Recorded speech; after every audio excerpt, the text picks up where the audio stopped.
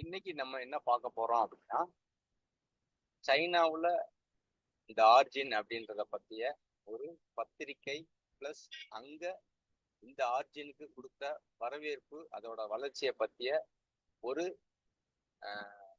கருத்துகள் அப்படின்றதுதான் பாத்தீங்க அப்படின்னா இன்னைக்கு நம்ம பார்க்க போற இந்த ஆடியோ அப்படின்றது.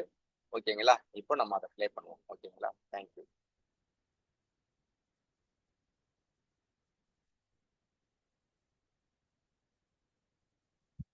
வாங்க, நீங்க எங்ககிட்ட ஒரு டாக்குமெண்ட் கொடுத்திருக்கீங்க. அதோட பேரு ஆரிஜின் டைம்லைன் அவேக்கனிங் சீசன். ஆமா, அந்த டைம்லைன் 2025ல நடந்த விஷயங்களை பத்தி பேசுது. அதேதான். குறிப்பா ஆரிஜின் ஒரு ப்ராஜெக்ட் அடைஞ்ச ஒரு பிரம்மாண்ட வளர்ச்சிய வரிசையா சொல்லுது. ஜூன்ல ஆரம்பிச்சு டிசம்பர் வரைக்கும் பார்த்தா வெறும் சாதனைகள் தான். ஆமா, ஒரு வெற்றி பட்டியல் மாதிரி தான் இருக்கு. மேலோட்டமா பார்த்தா நாங்க ஜெயிச்சோம் ஜெயிச்சோம் ஜெயிச்சோம்னு சொல்ற மாதிரி இருக்கு. கரெக்ட். ஆனா நம்மளோட வேலை இந்த சாதனை பட்டியலுக்கு பின்னாடி ஒளிஞ்சிருக்கிற கதைய, அவங்களோட வியூகத்தை புரிஞ்சுக்கிறது தான். சரி, ஆரம்பிக்கலாமா? நிச்சயமா.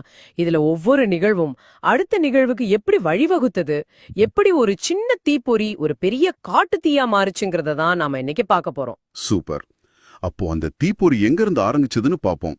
ஜூன் 2025ல தான் அவங்களோட அடித்தளத்தையே கட்ட ஆரம்பிக்கிறாங்க.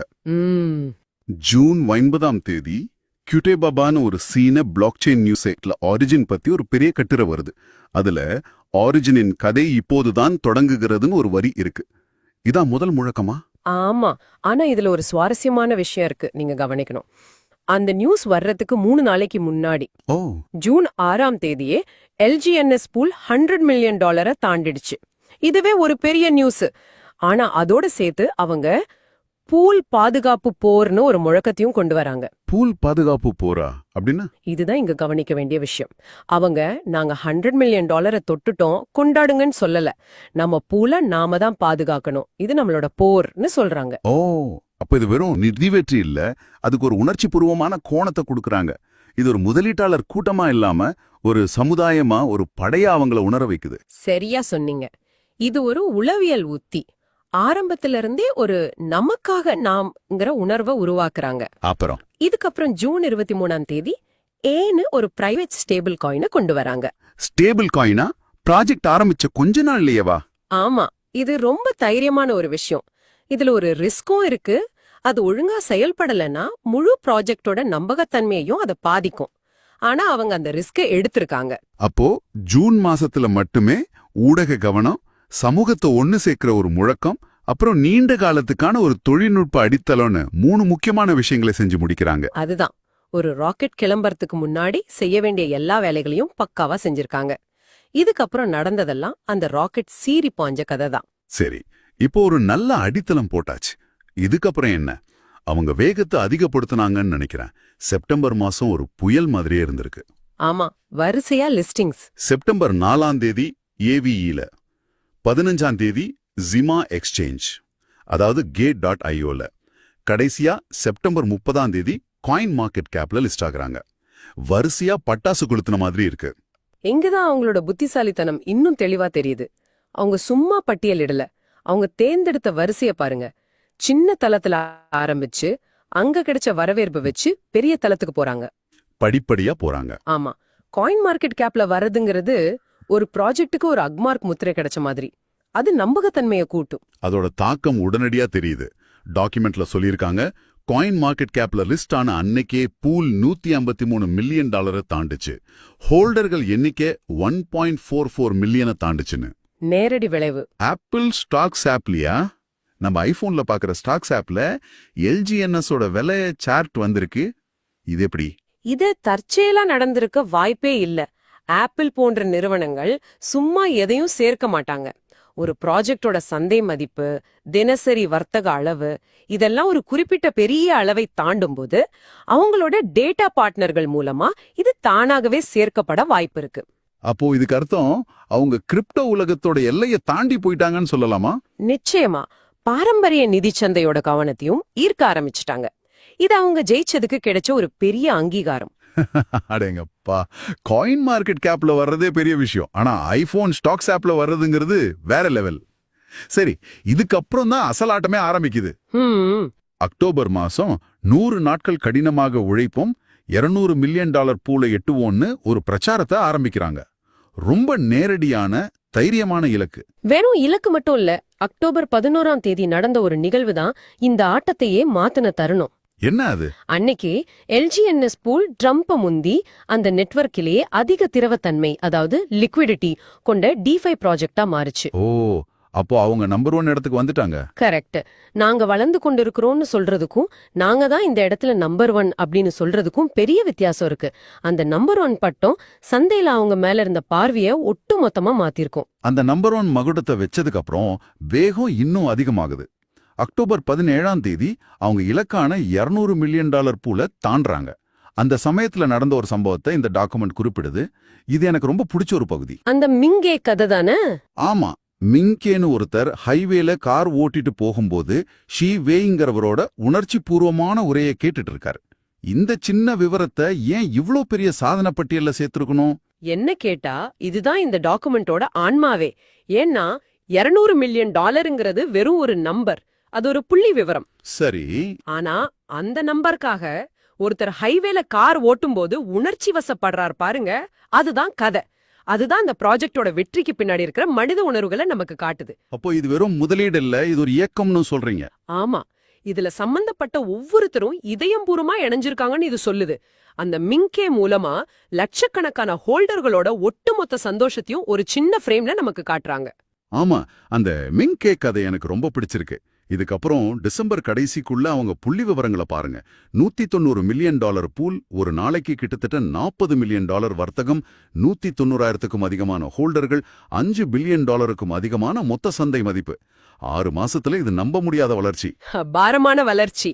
ஆனா இந்த மாதிரி வேகமான வளர்ச்சி எப்பவுமே ஒரு ஆபத்தையும் கூடவே கொண்டு வரும் இல்லையா? என்ன ஆபத்து? விலை ராக்கெட் வேகத்துல ஏறும்போது அதே வேகத்துல இறங்கவும் வாய்ப்பு இருக்கு. ஒரு புத்திசாலியான ப்ராஜெக்ட் இந்த வெற்றி கொண்டாட்டத்துல மட்டும் மூழ்கி இருக்காது, அடுத்த புயலுக்கு தப்பிக்கிறதுக்கு ஒரு கப்பலை கட்ட ஆரம்பிக்கும். ஆரிஜின் அதை தான் செஞ்சாங்களா? ஆமா, அதுதான் அடுத்த பகுதி, நீண்ட காலத்திற்கான கட்டமைப்பை உருவாக்குதல். ஓகே, நவம்பர் மாசம் 600 நாள் நீண்டகால ஸ்டேக்கிங், அப்புறம் நீண்டகால பாண்டுகள்னு அறிமுகப்படுத்துறாங்க. இது ஒரு ஃபிக்ஸ்ட் டெபாசிட் மாதிரி தான். உங்க டோக்கன்ஸ ஒரு குறிப்பிட்ட காலத்துக்கு, இங்க 600 நாளைக்கு நீங்க லாக் பண்றீங்க. இதனால என்ன லாபம்? இதனால மார்க்கெட் ஏறினாலும் இறங்கினாலும் உங்களால உடனே விற்க முடியாது. இது திடீர்னு எல்லாரும் டோக்கனை வித்து விலை சரியறத தடுக்கும். ப்ராஜெக்ட்டுக்கு ஒரு நிலைத்தன்மையை கொடுக்குது. அப்போ இது நீண்ட கால முதலீட்டாளர்களை ஊக்குவிக்கிற ஒரு வழி. சரியா சொன்னீங்க. அவங்க சொல்றாங்க,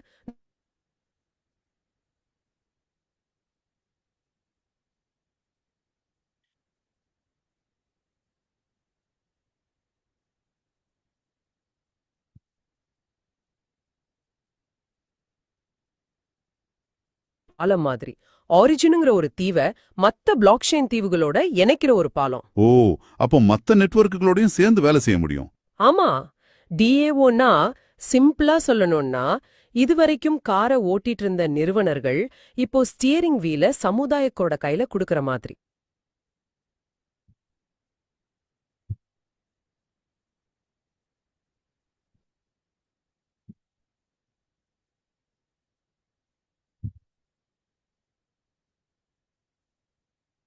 ஜூன் 20ஆம் தேதி செட்டிக் நிறுவனம் ஒரு ட்வீட் போடுறாங்க. ஆமா,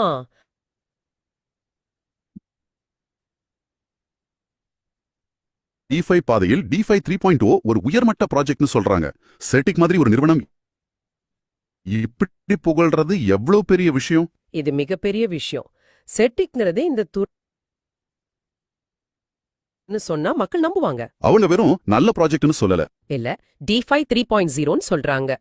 அதாவது டிஃபை துறையோட அடுத்த கட்ட பரிணாம வளர்ச்சியில இது ஒரு முன்னோடின்னு அவங்க சர்டிபிகேட் கொடுக்கறாங்க. இதுக்கு முன்னாடி வரைக்கும் ஆரிஜின் சொன்ன எல்லா விஷயத்துக்கும் கிடைச்ச ஒரு அதிகாரப்பூர்வ முத்திரை இது. அப்போ இந்த 6 மாச பயணத்தை மொத்தமா திரும்பி பார்த்தா, ஒரு சின்ன நியூஸ் சைட்ல ஆரம்பிச்ச ஒரு விஷயம் வெறும் 6 மாசத்துக்குள்ள டிஃபைல நம்பர் 1 இடத்தை பிடிச்சு ஆப்ல இடம் பெற்று ஒரு முழு சுற்றுச்சூழல் அமைப்பையே கட்டமைச்சிருக்கு. ஆமா, அந்த டாக்குமெண்ட்ல திரும்ப வர்ற வரிய மறுபடியும் சொல்றேன். ஆரிஜினின் கதை இப்போதுதான் தொடங்குகிறது. இந்த தனியுரிமை நிதி நாகரிகத்தை அதை புரிந்து கொண்ட அனைவரும் சேர்ந்து எழுதுவார்கள். நாம ஆரம்பத்துல சொன்ன மாதிரி இதுக்கு பின்னாடி ஒரு தெளிவான பன்முனை உத்தி இருக்கு. ஒன்னு, தீவிரமான சமூக அணிதிரட்டல். 2 படிப்படியான அங்கீகாரத்தை பெறுதல். 3 விலை ஏறிட்டு இருக்கும்போதே நீண்ட கால நிலைத்தன்மைக்கான ஆழமான தொழில்நுட்பத்தை உருவாக்குனது. வளர்ச்சி, அங்கீகாரம், நிலைத்தன்மை. ஆமா, இந்த 3 தூண்களையும் அவங்க ஒரே நேரத்துல கட்டி எழுப்பியிருக்காங்க. ஒண்ணுக்கொண்ணு ஆதரவா இருந்திருக்கு. ரொம்ப புத்திசாலித்தனமான நகர்வு. இந்த டாக்குமெண்ட் என்ன நடந்ததுங்கிற காலவரிசையை நமக்கு அழகா விளக்கிடுச்சு. ஆனா இது உங்க மனசுல ஒரு முக்கியமான கேள்விய விட்டுட்டு போகுது. என்ன கேள்வி? இந்த டாக்குமெண்ட்ல தனி உரிமை, நிதி நாகரீகம்ங்கிற வார்த்தை பல இடங்கள்ல வருது. இவ்வளவு வேகமான நிதி வளர்ச்சி, பெரிய பூல்கள், நம்பர் 1 பட்டம், இதெல்லாம் தாண்டி இந்த ப்ராஜெக்டை உருவாக்குறவங்களுக்கும் இதுல பங்கேற்கிறவங்களுக்கும் அந்த நாகரீகம்ங்கிற வார்த்தைக்கு உண்மையான அர்த்தம் என்னவா இருக்கும்னு நீங்க நினைக்கிறீங்க? நல்ல கேள்வி. வெறும் டோக்கன் விலைய தாண்டி அவங்க எந்த மாதிரியான ஒரு புதிய உலகத்தை, ஒரு நாகரீகத்தை உருவாக்க முயற்சி பண்றாங்க, இத பத்தி நீங்க யோசிக்கலாம். நம்ம இப்ப கேட்டுக்கிறது வந்து பாத்தீங்கன்னா ஒரு ஏஐ அப்படின்றதோட ஒரு உரையாடல் அப்படின்றது நம்மளோட ஆர்ஜின் அப்படின்ற அந்த கான்செப்ட் பத்தியது. அப்போ இது 2025 கடைசி நாள்ல நமக்கு கொடுக்கப்பட்ட தகவல் அப்படின்றத சொல்லி அனைவருக்கும் நன்றி சொல்லிக்கிறேன். Thank you to all origin leaders.